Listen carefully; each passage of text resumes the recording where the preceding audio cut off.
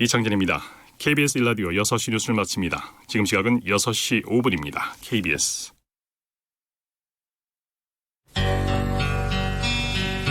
지극 정성을 다하는 국민의 방송 KBS 김용민 라이브. 이 프로그램은 여러분의 수신료로 만들어지고 있습니다.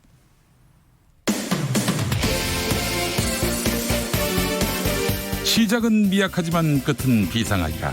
내일은 대기자로 장성할 소기자 석석 오창석과 함께합니다. 오창석 소기자의 탄상. 김용민 라이브 2부는 오창석 소기자와 함께 문을 엽니다. 어서 오세요. 네, 안녕하세요. 오창석입니다. 네, 여러분께 선물 드리는 퀴즈 하나 내고 시작할까요? 네, 오늘 오전 한국과 이강 유역의 국가들의 공동 번영을 모색하기 위한 제1차 정상회의가 부산에서 개최됐습니다. 네. 각국 정상들은 오늘 회의에서 한강 그리고 이강 선언을 채택했습니다.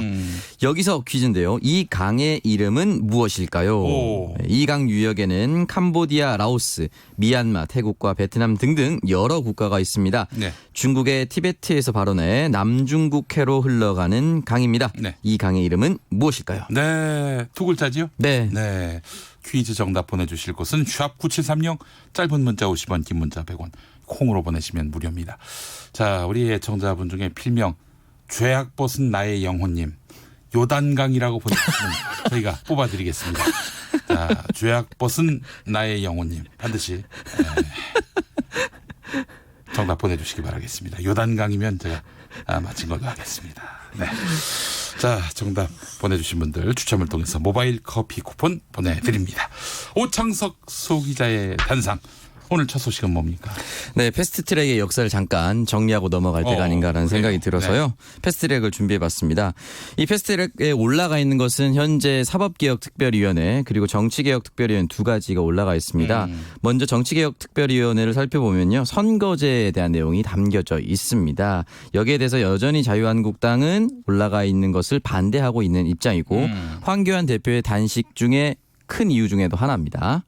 이 문재인 대통령이 대선 시절부터 이 선거제 개혁에 대한 의지를 표명했습니다. 민주당 같은 경우는 노무현 대통령 때부터 이 지역구도 타파를 위해서 권역별 비례대표제를 주장해 왔습니다. 네네. 각 정당별로 조금씩 다르긴 했지만은 조금 더 비례성을 늘리는 이 비례성을 강화하는 선거제로의 개편을 준비했었는데요. 이것이 2018년입니다. 7월 26일 정치개혁 구성안이 통과가 돼서 네. 본격적으로 시작이 됐고 2018년 10월 24일 특위가 첫 출범이 됐습니다. 네, 이게 좀 비례성이라고 하면 말이 어려운데요. 네. 예를 들어서 오창석 당이라는 당이 있는데 네. 그 지지율이 30%예요. 그러면은 당연히 100석 중에 30석을 차지하고 300석이라면은 90석을 차지해야 마땅한 거 아닙니까? 네, 맞습니다. 그런데 그렇다면은 30%의 지지율인데 과반 이상을 차지한다. 문제 아닙니까? 그렇죠. 예. 지금 우리의 선거구제가 그렇다는 겁니다. 네, 맞습니다. 비례성을 강화하자. 그렇다면은 비례대표 정당 득표율에 따라서 정당에게 의석수를 배분함으로써 비례율을 높이는 방안, 그런 것들이 모색되는 것이고, 그래서 비례대표 비율을 크게 늘리는 방안으로 선거제도가 개편돼야 한다. 이게 바로 지금 추진되었던 연동형 비례대표제 아니겠어요? 네, 맞습니다. 네. 국민의 뜻을 정확하게 표현해 준다는 장점, 그리고 반대로는 사표 발생을 방지한다는 것도 있습니다. 네네. 일단 여기에 대해서 이제 본회의 출범까지 정작 정개 특위까지는 3개월이 걸렸는데요. 그리고 2018년 말에는 이 선거제 개혁 합의 그리고 예산안을 함께 처리하자고 당시의 야3당 바른미래당과 민주평화당 정의당이 주장을 했습니다마는 더불어민주당과 자유한국당은 이 정개특위는 나중에 하자라면서 빼버리고 예산안만 통과시켜버렸습니다. 이때 네네. 더불어 한국당이라는 비판도 많이 받았었는데요. 네. 결국 여기에 반달해서 2018년 12월 6일입니다. 손학규 바른미래당 대표 그리고 이정미 당시 정의당 대표가 단식에 돌입을 했습니다. 그리고 단식 일주일이 좀 넘어선 12월 15일이었습니다. 여야 네네. 5당이 만나서 내년 1월까지는 이 선거제 개혁안을 도출하겠다라는 합의문을 발표했습니다. 네. 그리고 정개특위 활동 기한 역시 6개월이 연장이 되면서 2019년 1월 그러니까 올해 1월이죠. 올해 1월까지는 어느 정도 뚜렷한 것이 나올 것으로 보였지만 이때부터는 자유한국당이 전면 보이콧을 하면서 아예 중단이 돼버렸습니다. 국민들께 1월까지 한다라고 했지만 2월을 훌쩍 넘겨버렸고 2월 전체를 한국당이 보이콧하면서 2월이 아예 국회가 열리지 않았습니다. 엉뚱하게도 그 자유한국당에서 내놓은 방안이라고 하는 것이 비례대표를 없애자. 지금 네. 비례대표 늘리자고 여야 사당이 뜻을 모았는데 혼자만 비례대표를 아예 없애자. 네. 협상하지 않겠다는 그런 의지 아니겠어요? 그렇죠. 비례대표를 아예 없애버리고 의원 정수도 10%를 줄여버리겠다라는 네, 것은 네, 네. 아마 지금 나머지 4당과는 완전히 반대로 가는 조금 다른 것이 아니라 완전히 역행해버리는 안을 내버렸기 때문에 이 의견차가 조율이 되지 않았죠. 근데 이 공직선거법에 따르면은 이 획정위원회는 국회가 합의한 획정 기준을 총선 기준인 13개월 전, 그러니까 내년 총선 2020년 4월 15일이니까 13개월 이전이면 올해 3월 15일까지 국회의장에게 이 획정안을 제출해야 합니다. 근데 아직까지도 이 제출안이 정확하게 정해지지 않았었죠. 네. 그리고 지역구 역시 뚜렷하게 총선 1년 전인 올해 4월 15일까지 나왔어야 되는데 선거제도 그리고 선거의 지역구 획정 역시 아무것도 정해진 것이 없는 상태입니다. 네. 그러다가 3월 15일이었습니다. 여야 사당은 자유한국당을 빼고 지역구 225석, 비례대표 75석이라는 준연동형 비례대표제를 합의안으로 도출하기도 했습니다. 네. 네, 여기에 대해서는 이제 민주평화당이 가장 먼저 추인하고 나머지 당들도 역시 따라왔습니다. 그래요.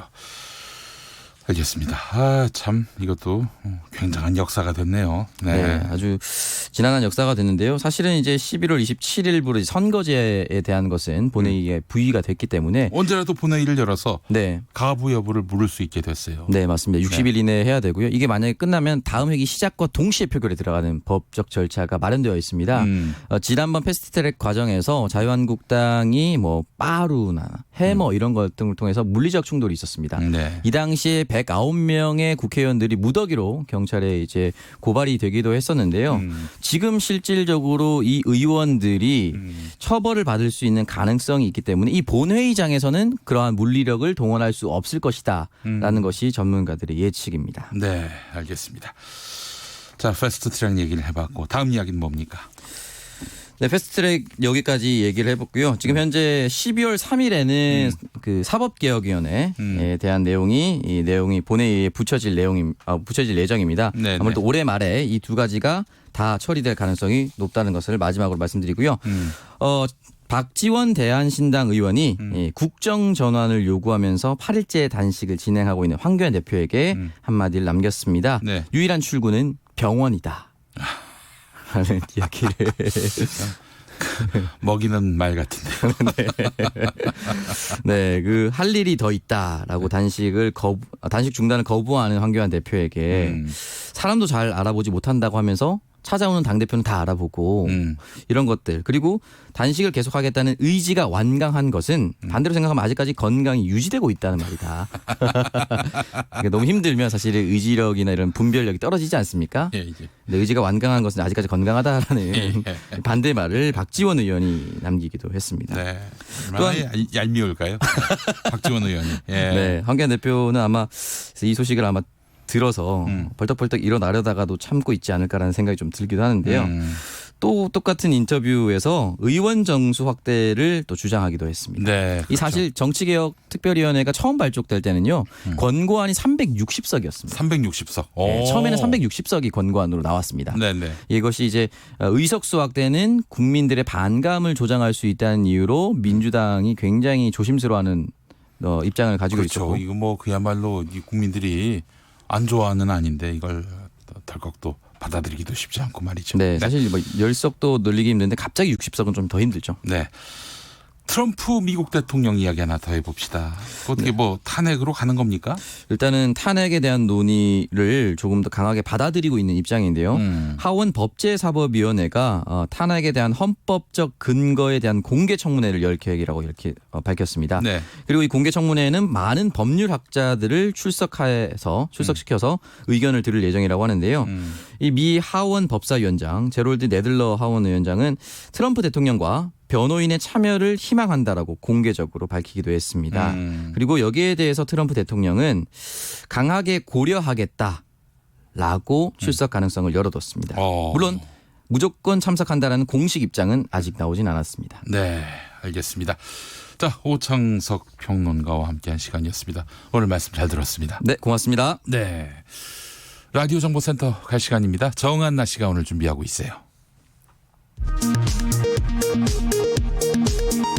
한 아세안 특별 정상회의와 한 메콩 정상회의를 모두 마친 문 대통령은 어려운 고비와 갖은 난관이 우리 앞에 있더라도 교량 국가의 꿈을 포기할 수 없다고 밝혔습니다.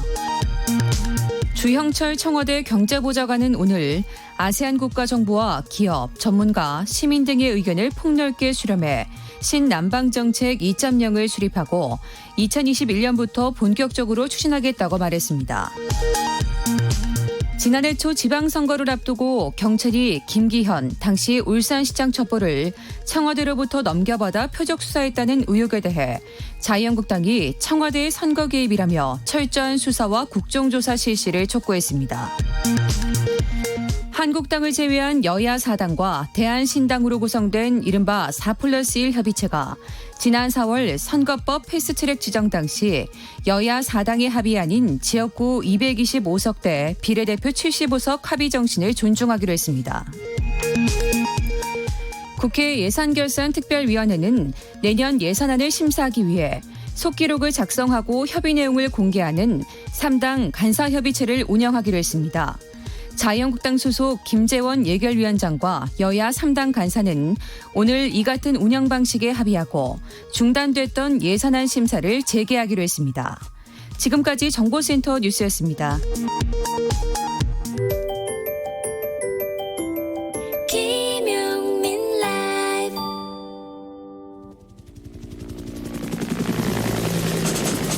대한민국 국회의원의 하루 24시간 1440분 86,400초 1분 1초도 허투루 쓰지 않는 국회의원들의 일거수일투족을 가장 가까운 곳에서 따라가 보겠습니다. 국민을 위한 소중한 시간 국회의원 24시. 더불어민주당 박주민 최고위원 나오셨습니다. 어서 오십시오. 예, 안녕하십니까. 네, 오늘도 카메라 감독님도 오셨어요. 네. 예. 오늘 뭐 촬영하고 계시는 겁니까? 그 KBS의 시사 직격이라는 프로에서 네네. 그 국회의원들 어떤 활동을 하는지 네. 뭐 이런 것도 좀 보여주고 싶으시다고 해서 그래요. 촬영을 하고 있어요. 일 안 하는 국회의원은 잘 촬영하지 않는 시사 직격입니다. 예. 네, 그렇기 때문에 일 열심히 하시는 걸로 정평이 나신 거네요. 예. 꼭 그런 것 같진 않고요. 다른 당 의원님들도 아마 나눠서 아마 다 쫓아다니고 계신 걸로 알고 네. 있습니다. 아 근데 저희 의원 수가 가장 많은 더불어민주당을 대표해서 박주민 최고위원께서 지금 촬영 당하고 계시는 거 아닙니까? 뭐 그날 출연자이기 때문에 그러지 않을까 싶습니다. 예. 그렇죠. 박주민 의원님 아마 그런 것 같습니다. 네. 정도는 하셔야 할 텐데 지금 너무 겸손하시네. 한 3선쯤 되시면 그렇게 되실 거예요. 예. 예. 자, 어떻습니까? 지금 국회 분위기 하루하루가 다른데요. 네, 뭐 최근에는 패스트트랙 관련된 논의로 좀 분주하고요. 네네. 특히 오늘 선거법 관련돼서 자동 부의되면서 네. 본격적으로 이제 협상이 시작돼야 되는 것 아니냐. 네네. 뭐 이런 지금 상황입니다. 네. 자, 그래요. 그 지금 이인영 원내대표는 한국당과 뭐 하여간 최후의 순간까지 협상하겠다 이렇게 네. 밝혔는데 한국당이 좀 유연하게 나올 가능성은 없습니까? 지금 아시다시피 이제 황교안 대표님이 단식을 하고 계시고요. 네. 단식을 하면서 내세우신 것 자체가 예. 연동형 도입 반대, 네. 공수처 설치 반대. 그 원래 안 그러니까 이제 자유한국당이 내놓은 안 비례대표 없고 270석. 오로지 예. 지역구만. 예. 아이 그래서요 어떻게 협상을 할 수 그러니까 있겠어요? 워낙 지금 협상의 여지를 없애시는 단식을 하고 계셔서 네. 과연 자유한국당이 유연하게 나올 수 있을까 이건 좀 의구심이 있고요. 네. 반면에 지금 보면은 개인적인 의견을 전제로 네네. 여러 이야기들은 나오고 있긴 합니다. 자유한국당에서. 아 그래요? 예. 개인적인 의견을 예, 전제로 예. 무슨 소용이 있어요?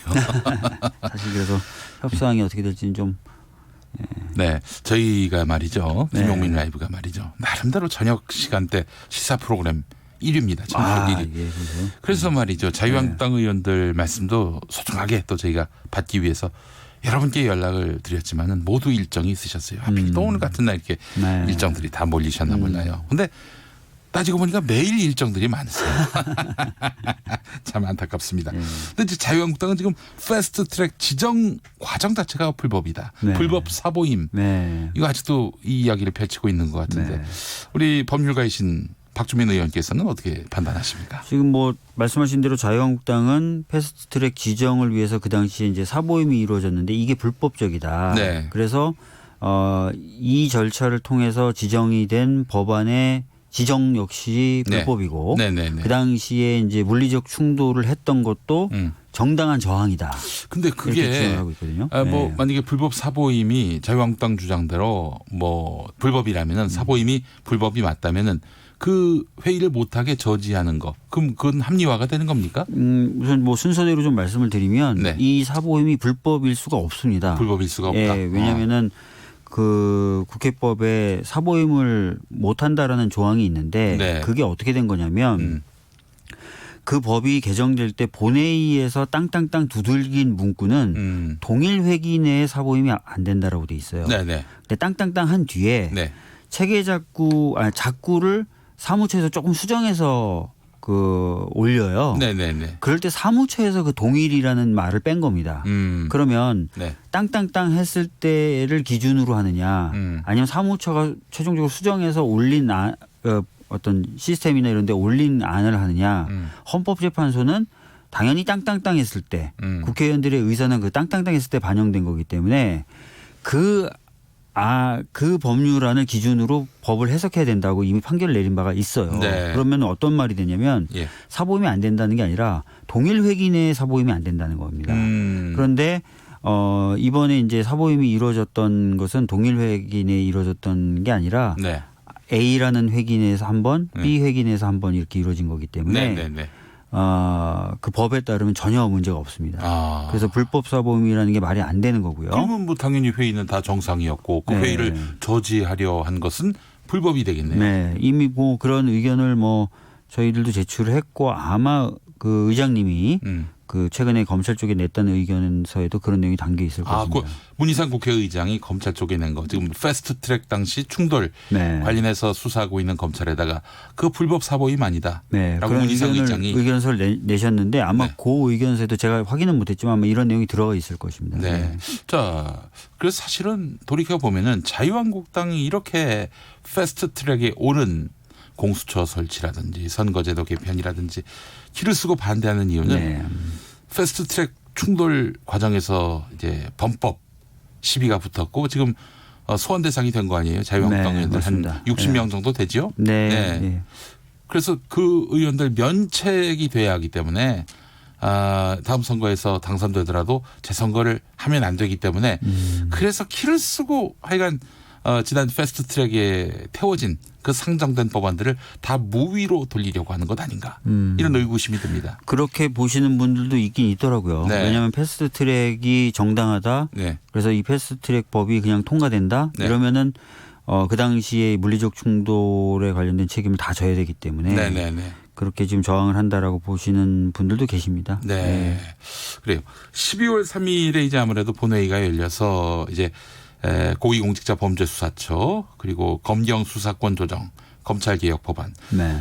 그리고 선거제도도 아마 그때쯤 되지 않겠습니까? 네. 예. 뭐 지금 부의는 됐으니까요. 다 네. 올라가게 된다면은 또 이제 충돌 사태가 빚어지는 것은 아닌가 염려하는 분들이 있습니다. 어떻게 보십니까? 이번에는 이제 충돌은 안 할 거로 보여지고요. 왜냐하면 자유한국당도 한번 겪어봤기 때문에 이게 얼마나 그러진 않을 거고 무서운 문제인지 이제 그래서 뭐 지금 얘기 나오는 게 주로 이제 필리버스터 필리버스터 필리버스터 등의 수단을 사용하겠다. 네. 또는 뭐 의원직 사퇴를 하겠다. 예. 뭐 이런 얘기를 하는데요. 네. 필리버스터는 이제 사실은 가능합니다. 네.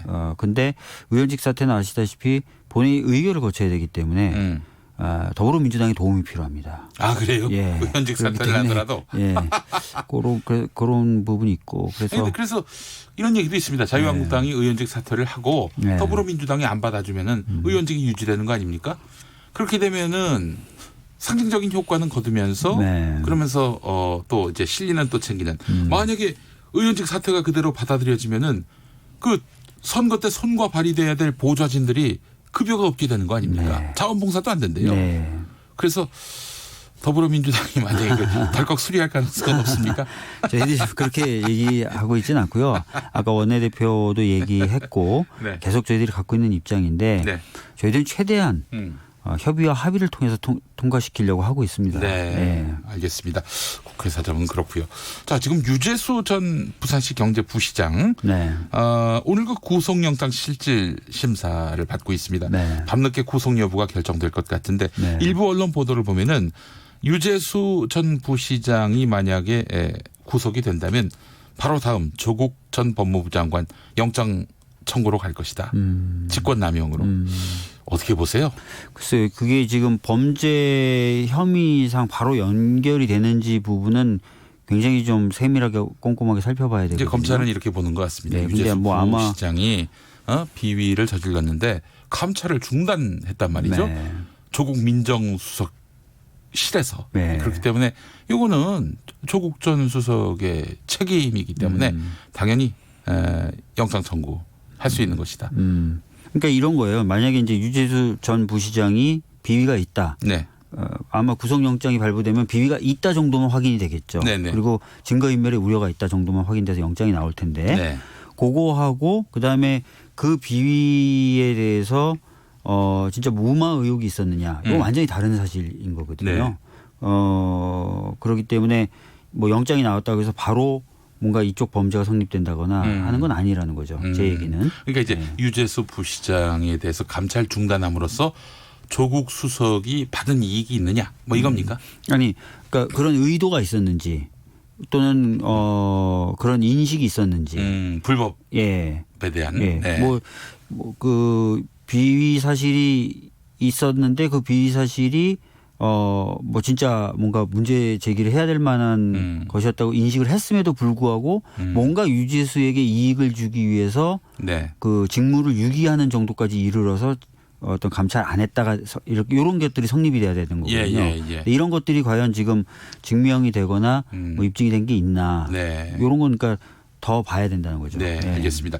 유재수 전 부시장과 함께 거론되고 있는 인물이 있습니다. 바로 황운하 대전지방경찰청장인데 네. 울산지청장으로 있을 때 김기현 전 울산시장, 이 자유한국당 소속인데 이분에 대해서 수사를 했단 말이죠. 네. 무리하게 수사했다. 그래서 역시 직권남용 혐의를 받고 있는데 청와대 하명 수사다. 검찰은 이렇게 의심하고 있습니다. 어떻게 보십니까? 그러니까 오늘 이제 청와대에서 입장이 나왔더라고요. 네네. 그러니까 어떤 비위 사실이 있거나 또는 범죄에 관련된 정보가 있을 때 네. 그러면 통보를 하게 돼 있고 통보를 하는 게 통상적인 예인데 네네. 그 통보를 했다고 해서 그게 그러면 하명 수사가 되는 거냐? 그건 아니라는 거죠. 어떤 게 하명 수사가 되는 겁니까? 하명 수사라고 하는 것은 진짜 어떤 명명을 해서 강제적으로 수사를 가동시키는 것이 하명 수사겠죠. 네네네. 그런데 단순히 이런 어떤 정보가 있다 네. 또는 이런 뭔가 그런 상황이다라는 네. 걸 통보해 준 것만으로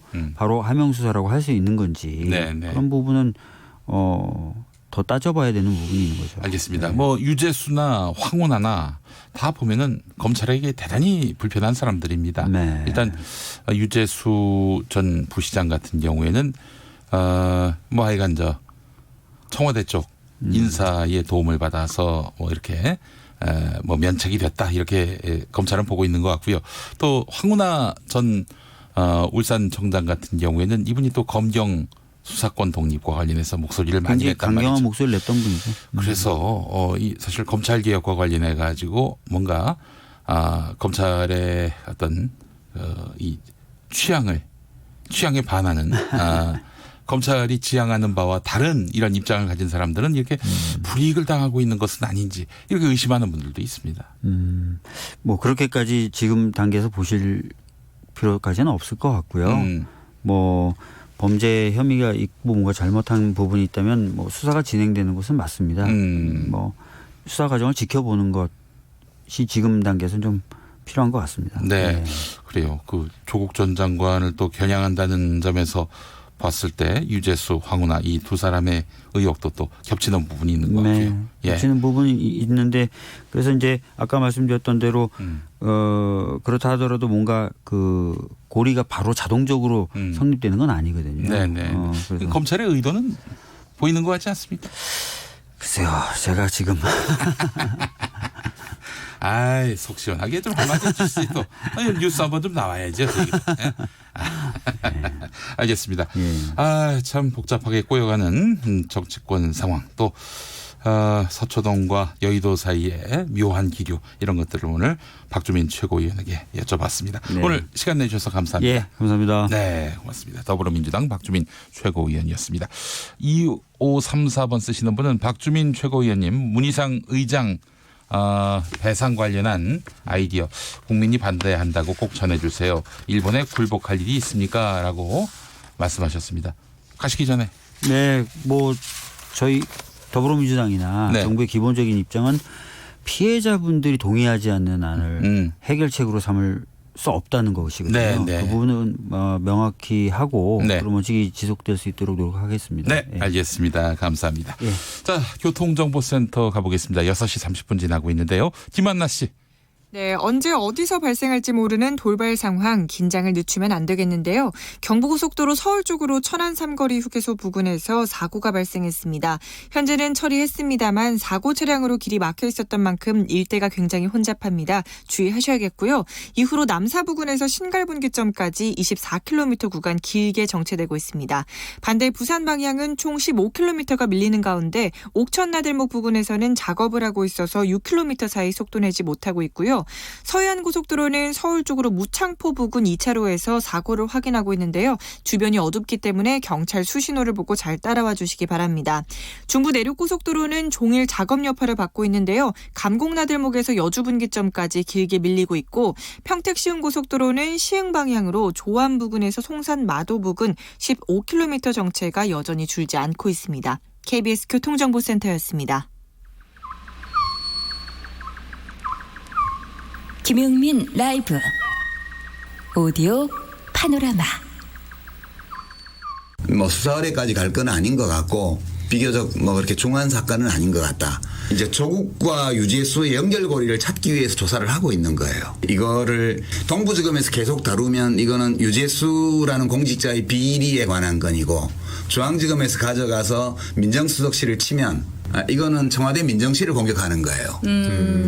아니 그런데 검찰에서 그러면 청와대 민정수석실을 수사를 한다는 예. 말씀이세요? 지금 그러려고 하는 것 같아요. 유시민 노무현 재단 이사장, 유재수 전 부산시 경제부시장 수사가 조국 전 청와대 민정수석을 겨냥하는 것이라고 주장. 조국 전 수석, 검찰의 끈질긴 덜고 또 덜기. 과연 언제까지? 혹시 검찰 개혁을 주장한 죄?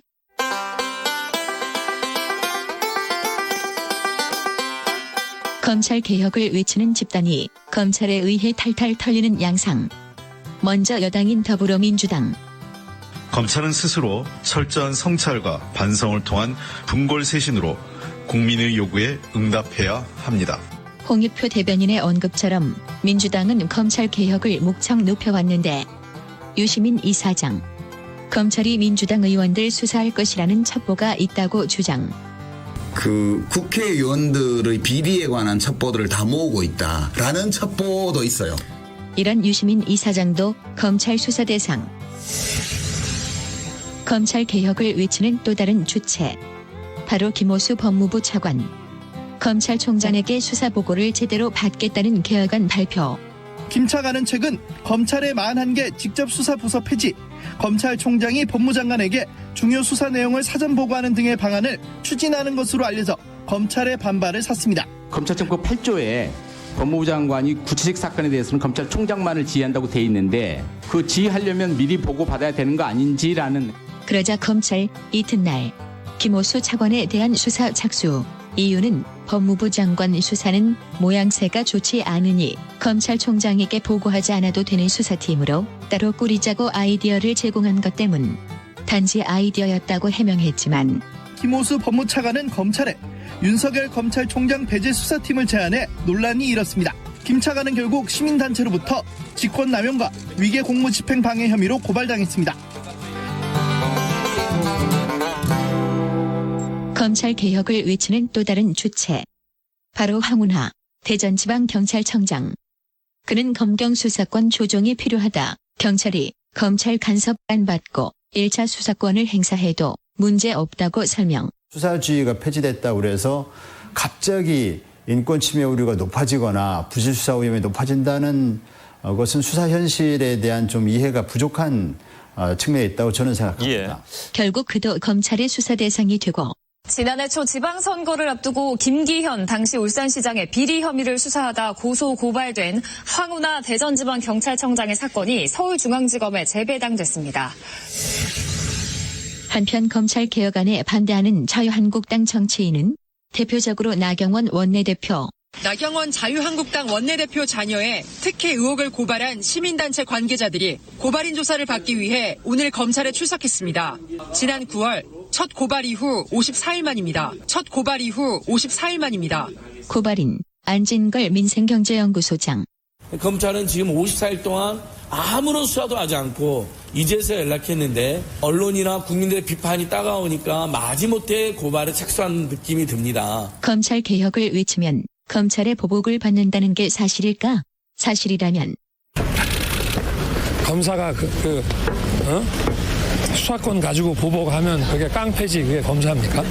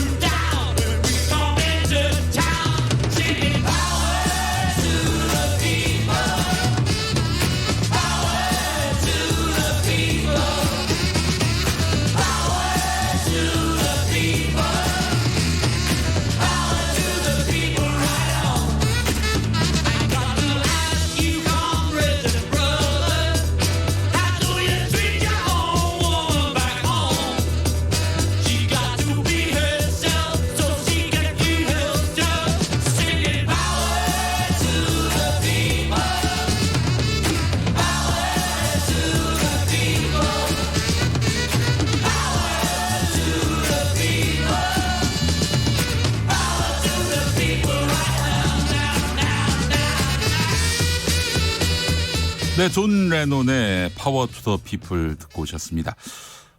여유당님, 이 노래 최강시사에 안진걸 수장 나올 때 나오는 노래인데 라고 하셨습니다. 아이고, 흔한 노래 아닌데. 자, 최정미님, 검찰 진짜 너무하네. 까불면 다 건드린다? 네, 이런 말씀하셨습니다. 이런 거죠. 이제 검찰의 논리가 검찰 개혁. 우리가 알아서 할게. 이런 우리의 진심을 짓밟는다면 그땐 깡패가 되는 거야. 예, 그런 게 아닌가 하는 생각을 해봤습니다. 자, 오늘 퀴즈 문제는 이강 이름이 뉴스에 많이 나왔죠. 오늘 하루 종일 KBS 1라디오에서 이 퀴즈가 나왔다고 합니다. 서로 무슨 작당한 것도 아닌데 말이죠. 네, 정답은 맥콩강이었습니다. 맞히신 분들 얼마나 많은지 한번 보겠습니다. 정답 2380번 쓰시는 분 이강인. 네. 이강인이 뭐예요? 사람 이름이에요? 축구 선수. 죄송합니다. 제가 잘 몰라가지고. 축구 선수는 조광래밖에 몰라요. 예. 웃겨보려고 한 얘기였습니다. 예. 안 웃기다고요? 할 수 없죠. 뭐 어떡합니까? 네. 자, 6128번 쓰시는 분 미시시피강. 네. 자, 6251번 쓰시는 분 겐지즈강. 권역을 넘어갔어요. 자, 그리고 1702번 쓰시는 분 니캉 네캉. 네. 청취자들 물이 점점 나빠지는 것 같아요. 네. 뭐 이런 별로 안 웃긴 정답들이 막 올라오고 있습니다. 네. 주말예님 정답 KBS 콩. 심각하다. 예. 자, 9218번 쓰시던 분 초난강. 일본 배우 이름인가요? 예, 맞습니다. 그건 제가 압니다. 자, 2890번 쓰시던 분 아까도 제가 얘기했습니다만 오늘 하루 종일 라디오 방송마다 똑같은 퀴즈 문제네요. 저희의 신선도가 떨어졌군요. 알겠습니다. 내일부터 기상천외한 질문을 저희가 드려보도록 하겠습니다. 맥콩강 정답 맞히셨고 9192번 쓰시는 분 숭바강. 네. 자, 4875번 쓰시는 분 정답 맥콩강. 김용민 라이브 들으면서 똑똑해지던 지난 월요일 둘째를 등남했습니다. 축하해 주세요. 참고로 첫째는 딸이랍니다. 아이고 다복한 가정 되셨네. 그러니까 이제 첫째 둘째를 낳으셨다. 합계 출산율. 네. 2를 넘어갔습니다. 축하드립니다. 네. 자, 임용린님 4대강. 네, 이거 나올 줄 알았습니다. 서방심님 만수무강. 네. 서방심님 이름이 서방심. 네. 혹시 뭐 기혼 여성이시면 서방님 마음을 잘 아시는 서방심님. 네, 아닐까. 떨어진다고 웃기지 않다고 예 말씀하셨습니다. 예 밖에서 네. 자 오늘 정답 맥콩강 맞히신 분들 축하드립니다. 아니 그 죄악벗은 나의 영혼님 안 보내셨어요? 네 요즘 좀 안 들으시는 모양입니다. 어서 돌아오시기 바랍니다. 죄악벗은 나의 영혼님 네 기다리고 있습니다. 자 그리고 이제 양언이설로 이어갑니다.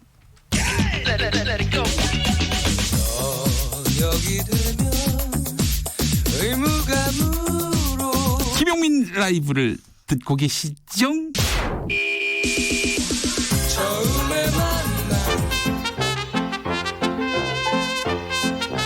요즘 저작거리에서 떠도는 썰, SNS에 오르내리는 풍문을 모아서 풍성하게 이야기 나눠보겠습니다. 수다 최강자 양지열, 이현정의 양언 이설. 네, 양지열 변호사, 이현정 위키트리 방송위원 어서 오십시오. 네, 안녕하세요. 네, 자 오늘 본론 전에 잠시 이 내용 양지열 변호사님이 짧고 굵게 이렇게 짚어주시면 좋겠어요. 김학의 전 법무차관 1심 무죄 어떻게 보셨습니까? 뭐 어차피 제 의견 물어보셨으니까 제가 봤었을 때는 검찰에서 책임을 쓱 법원으로 밀려고 했는데 법원에서 우리는 못 받는다 검찰 책임이다라고 다시 민 것 같아요. 무슨 얘기입니까? 무슨 얘기냐면 다른 것보다 이제 김학의 전 차관의 성접대 논란에 굉장히 참 많이 그렇죠. 많았지 이게 않습니까? 핵심입니다. 사실 그리고 이제 이 부분은 엄밀히 따지면 성범죄였죠. 성폭행이었죠. 그럼요. 폭행의 피해자가 분명히 있는 건데 그나마 이제 성접대로라도 수사를 제대로 했으면 이게 지금 일찍이 밝혀졌어야 될 건데 이 부분은 시간이 오래 걸렸어. 그러니까 공소시효가 지나서 2006년, 2007년 사건이라서 법원으로서는 이거를 지금 면소라고 하죠. 아예 재판을 할 수가 없다. 이런 판결을 내릴 수밖에 없어요. 근데 그러면 아예 시간만 따졌으면 법원에서 자세하게 구구절절히 내용을 판별할 필요는 없거든요. 근데 판결 이후에 김학의 전 차관이 맞긴 맞다는 것까지 굳이 넣었어요.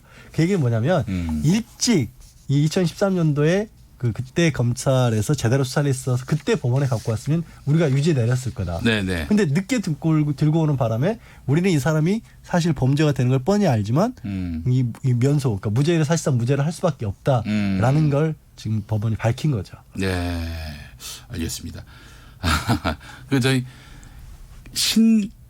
정계선 판사.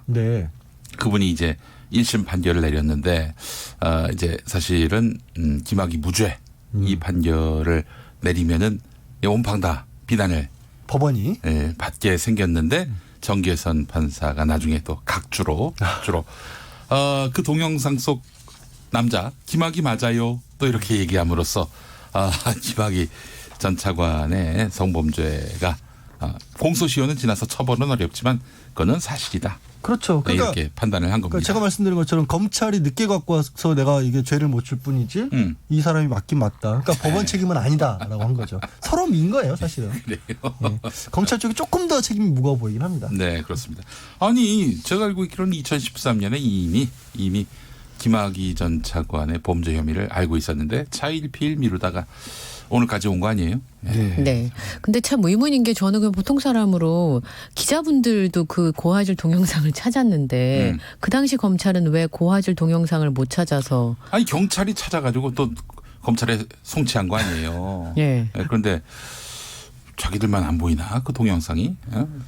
글쎄요. 왜 그랬을까요? 왜 그런지야 뭐 뻔하지요. 뭐 우리가 뻔히 뻔히 알죠. 그 뻔히 아는 것에 대해서 지금 이현경 의원이랑 밖에서 싸우다 왔어요. 왜요? 이현경 의원은 그런 거를 접대를 받아서 어떤 그 검사로서의 명예를 실추시키는 자기 같으면 절대로 그런 일을 안 했을 텐데 왜 그런 행동을 했는지 이해가 안 간다. 그러니까 보도에 보니까 사업가들이 김학의 전 차관이 먹은 술값을 계산한 금액이 60, 80 뭐 이렇더라고요. 네네. 그리고 윤중천 씨한테 코트 멋있네. 그래서 코트를 한번 해줬대요. 그 200만 원. 그림 멋있다. 그 그림 1,000만 원. 물론 코트 한 벌 200만 원 비싸죠. 그런 자신의 명예와 바꿀 정도로 그렇게 대단한 것이었나. 그쯤 되면 깡패가 됐군요. 그 저는 그 코트가 멋있네. 그럼 코트를 맞춰주는 거예요. 200만 원짜리를. 네네네. 근데 200만 원과 자신의 앞날을 바꿀 정도로 뭐 이렇게 명예를 중시한다 하지 않는다고 할지라도 자신의 진로를 봤을 때도 50만 원 술값 때문에 자신의 인생을 망친다. 네. 납득이 안 됩니다. 저는 거기에 대해서 반발이 그거였죠. 김학의 전 차관이 이게 문제가 될 거라고 생각을 했겠느냐. 이런 정도는 쉽게 말해서 그냥 뒤탈이 안 날 정도의 검사가 이 정도는 받을 수 있지라고 생각을 하지 않았겠느냐. 주변에 그런 사례가 많았기 때문에 그런 거 아니에요? 그러니까 그렇게 생각하는 게 맞지 않겠느냐라고. 아니 했는데. 그렇게 생각하는 사람이 처이모 계좌로 돈을 꾸준히 받습니까? 저는 진짜 좋은 머리를 이상하게 썼다고밖에 생각이 안 들고 그거야 한 10년, 20년 뒤에 분명히 벌어질 수 있는 일을 왜 생각 못했을까? 뭐 이런 생각을 좀 아니 했습니다. 그 김학의 동영상 다 보셨잖아요. 양지열 변호사님. 네? 저는 다 보지 못했어요. 아니 보셨다는 얘기를 들은 것 같은데. 누가 그런 또 아침 라디오 방송에서 딴 분이 봤나 보다.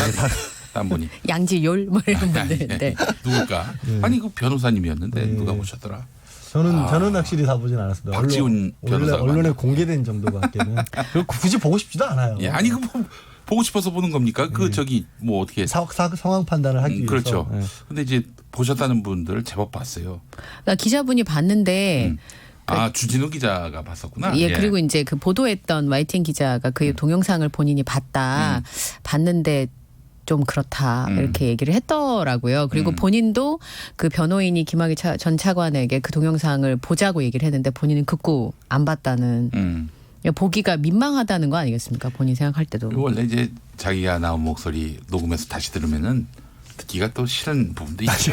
그거랑은 다른 것 같아요. 그거는 아니에요. 다른 맥락입니까? 네, 전혀. 네.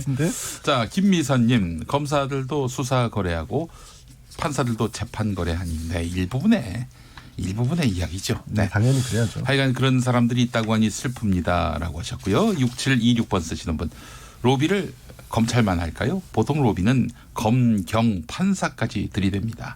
초록은 동색이지요. 네, 경찰까지. 네. 비단 검경 판사뿐이겠습니까? 아니 뭐 그런 어떤 자리에 있고 권력이 있다 보면 어떤 뭐 달콤한 부적절한 유혹들은 항상 있는데 그리고 그래서 이제 종종 문제가 되지 않습니까? 네. 그런데 문제는 검찰 같은 경우에는 왜 이렇게 이런 일들이 드물게 드러나고 그러니까 그 비율이 있잖아요. 우리가 흔히 하는 말로 아무리 착한 사람들만 모아놓으면 그중에 꼭 빛나는 사람이 있기 마련이고 어느 조직이나 비율상 사건들이 드러나기 마련인데 참 검찰은 안 드러난다. 그러면 이거는 정말 그렇게 흠결이 없는 걸까? 아니면 제대로 못 밝히는 건가? 확실히 내가 이런 짓 한다고 뭐 이게 문제가 되겠어? 혹은 뭐 이게 들통이 나겠어? 이런 마인드가 아니겠는가. 그런 부분들은 이제 제도적으로 막아야죠. 네. 그런 일이 없도록. K71837529 이 계정 가지신 분 언론인도 마찬가지입니다. 라고 하셨습니다. 네, 있어요. 그런 언론이 있어요. 네. 예. 뭐 우리가 부정할 수가 없습니다. 예. 자, 양원 이설. 지난 금요일 한일 군사정보 보호협정 지소미아 종료 연기 결정 이후에 대한민국 신문들의 헤드라인을 한번 분석해 보고자 합니다. 예. 그 이튿날 11월 23일자 토요일 조간신문 헤드라인 보니까 파국은 피했다. 전형적인 일본 입장 아닌가 하는 생각이 드는데요. 파국은 피했다. 조선일보 헤드라인이고요. 조선일보 사설을 보니까 재발등 찍은 지소미아 사태. 동아일보 헤드라인은 흔들린 한미동맹. 그래요. 헤드라인. 중앙일보 헤드라인은 한국은 어음, 일본은 현찰받았다. 이거 어떻게 봐야 됩니까? 글쎄요. 이거는 뭐 외교 어떤 정책 이런 것들을 보기에 따라서 입장은 다를 수가 있는데 네. 이 사태의 전반적인 흐름을 놓고 봤었을 때는 사실 우리가 그 이후에 그러니까 정부가 왜 이거를 유예해 줬는지도 좀 보도가 나왔었어요. 그러니까 수출 규제 분명히 풀기로 일본으로부터 약속도 받아냈고, 네. 그러니까 처음부터 미국이 들어올 그 개입을 어느 정도 하리라는 것은 예상을 안 날 수가 없는 상황이었죠. 그런데도 불구하고 이 카드를 꺼내든 것은 미국의 압박이 그럼 일본에 아프게 작용할까, 우리에게 아프게 작용할까, 우리가 얻는 게 뭘까, 일본이 얻는 게 뭘까를 따져봤었을 때 일본 같은 경우는 수출 규제를 풀 수밖에 없는 상황이 됐고, 우리는 그냥 원래 있던 그대로 돌아간 거잖아요. 네네. 근데 이게 이렇게까지 그럼 파국이라고 봐야 될 것인지 아니면 우리 한미 동맹이 흔들렸다고 봐야 될지 그 중간 과정에서 뭐 지소미아와 관련해서 미국에서 뭐 우리 뭐 주한미군을 일부 철수하겠다라는 보도까지 나왔는데 미 국방부가 나서서 그건 절대로 있을 수 없는 아니다. 해명하는 일까지 벌어졌잖아요. 예. 그러니까 언론의 역할이 정부를 견제하고 잘못된 점을 비판하는 건 맞는데 또 너무 한쪽의 시각들이 많이 쏟아져 나오는 게 아닌가. 다른 무엇보다 좀 뼈 아픈 거는 우리 언론을 떠나서 일본이 저렇게 뻔히 사과를 해놓고 우리 사과한 적 없어요. 진짜. 그래서 제 아는 어떤 분 같은 경우에는 모든 통화를 다 녹음합니다. 대단한 분이에요, 진짜. 저희 집에도 있는데. 그래요? 예, 그게 설정이 있답니다. 휴대전화에 자동으로 그 녹음 설정이 가능해서 의외로 요즘에 그거 많이 활용들 하신다고 하더라고요. 딴소리 할까봐. 네. 이거 무서워서 통화를 할 수가 있나? 아니 근데 일본 같은 경우에는 우리 정부에는 또 우리 쪽에서 사과한 거 맞다라는 식으로 또 해명을 했어요. 네. 어설프게나마. 예. 근데 일본이 이제 국내용 있지 않습니까? 그러니까 일본은 이게 참 생각해보면 일본 언론에는 이 상황이 제대로 보도가 안 됐을 거예요. 아시겠지만 일본 같은 경우는 언론이 철저하게 외교 이런 부분에 있어서는 정부 편에 드는 게 그쪽은 또 관례라서 그쪽 정부의 그러니까 아베 총리의 해명대로 일본이 모든 걸 얻어냈다라는 식으로 썼을 거고 실제로 일본이 우리 정부와 타협하는 과정에서 사고도 했었고 수출 규제를 풀기로 했다 이런 내용들을 일본 언론은 아마 안 쓸 거예요. 네네네. 그러면 균형을 맞추는 측면에서 우리 언론은 최소한 공정하게 이러저러한 일이 있었다라는 걸 써도 좋은데 이상하게 우리 정부마저 우리 언론마저도 우리 정부만 비판하는 쪽이 있다 보니까 마치 우리가 일본한테 너무 크게 잘못한 것처럼 이렇게 돼버리니까 좀 아쉬워요. 아니 뭐 일본 편에 섰다라고 말할 수는 없겠지만은 이 언론이 기본적으로 반정부적이에요. 너무. 근데 뭐 보통 언론이 하는 역할이 견제하는 것이니까. 정부를 비판할 수는 있고 또 합리적 대안을 제시하면 더 좋고. 그런데 반대를 하고 도리어 일본에게 이득이 되는 방향으로 논조를 펴는 건 좀 문제 아닙니까? 그러니까 외교적인 잘못이 있을 수 있으니까 그걸 지적할 수는 있는데 사실 원천적인 잘못을 제공한 것이 어디인가에 대해서 좀 생각해 봐야 된다는 말씀이신 것 같은데요. 한국갤럽이 19일부터 21일까지 실시했던 여론조사에 따르면 지소미아 종료 결정에 대해서 응답자의 51%가 잘한 일이다. 잘못한 일이라고 했던 사람은 29%였습니다. 그러니까 여론조사 결과만 보면 우리나라 국민의 과반 정도는 그러할지라도 종료하는 것이 좋다라고 하는 찬성의 입장을 보였다는 거죠. 월요일에 나온 우리 박원석 정의당 정책위 의장, 우리 게스트인 박원석 의장 같은 경우에는 아마 종료를 해도 그만큼 지지율이 나왔을 것이다라고 보시더라고요. 예. 근데 안타까운 것은 오히려 일본 같은 경우에는 일본 국민들 말씀드린 것처럼 일본 언론이 나름 거기는 친정부적이라서 너무 문제이긴 한데. 그렇죠. 그러니까 그래서 70% 가까이가 지소미아 종료가 어쩔 수 없다라는 거예요. 그러니까 일본 국민들은 일본 정부가 잘못해서 벌어지라는 것을 모르고 있기 때문에 일본 정부를 전폭적으로 지지하는데 우리 같은 경우에는 또 언론에서 약간 우리 정부 잘못인 것처럼 이게 호도하는 부분도 있어서 네네. 그건 조금 아쉬워요. 그러니까 비판할 때 비판하더라도 그렇죠. 사안별로. 네, 그러니까 뭐 그 언론에서 그런 부분을 지적하지 않으면 안 된다고 저는 개인적으로 생각하지만 사실 이 부분에 있어서는 일본을 향한 목소리를 먼저 내주는 게 먼저가 아니었을까라는 네. 생각이 좀 듭니다. 알겠습니다. 방금 또 여론조사를 말씀하셔가지고 네. 개요를 또 아, 이야기를 네. 홈페이지에 올려야 앞으로 좀 되는. 주의해 주세요. 아, 예, 죄송합니다. 얼마나 이 귀찮은 일인지 아십니까? 예. 자, 한국갤럽 여론조사는 전국 19살 이상 성인 남녀 죄송합니다. 6,238명에게 접촉해서 최종 1,001명이 응답을 완료했는데 16%의 응답률을 기록했으며 표본 오차는 95% 신뢰 수준의 플러스 마이너스 3.1%포인트인데 언제 조사한 건지 좀 알려주십시오. 언제? 네, 19일부터 21일까지입니다. 아, 19일부터 네. 21일까지 알겠습니다. 다 됐어요. 네. 전화로 조사했어요. 전화로. 네. 예. 이거 꼭 나가야 되는데 나가야 네, 됩니다. 죄송합니다. 아, 이거 빠지면요. 이거 좀 되게 곤란해집니다. 네. 예. 그래요. 같은 언론의 이런 보도 행태를 보면서 말이죠. 아, 이게 어느 하나 정부 편에 서진 않더라도 그래도 객관적으로 이쪽 이야기가 좀 더 사실에 가깝고 이쪽 이야기는 뭔가 숨기는 진실이 있는 것 같다.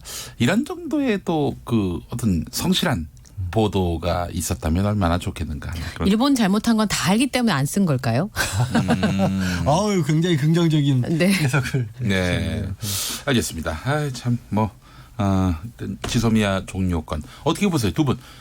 일본이 성의 있는 태도를 안 보인다. 그러면은 종료될 거라고 보십니까? 아니면은 만약 그때 또 미국이 압력을 가한다면? 저 어음이나 현찰이라는 표현이 저는 얼핏 제목만 봐서는 이해는 안 가는 게 지금 상황에서는 일본도 아마 다시 여깃장 놓기는 어려울 거예요. 네, 이렇게까지 알겠습니다. 강력하게 개입을 했었기 때문에. 예, 그리고 지금 이 상황에서도 종료 결정을 하지 못했다면 앞으로도 하기 어렵지 않을까. 네. 뭐 이미 그리고 형식적으로 시간이 오래 걸릴 알겠습니다. 뿐이다. 예, 알겠습니다. 끝날 시간 됐어요. 아, 네. 사인을 드렸는데. 종료. 두 분 수고하셨고 김용민님 또 내일 오후 5시 5분에 돌아옵니다. 안녕. 네, 고맙습니다. 안녕하세요. 부총리 겸 교육부 장관 유은혜입니다. 올해 2학기 고등학교 3학년부터 시작된 고등학교 무상교육이 내년에는 2, 3학년으로 내후년에는 전학년으로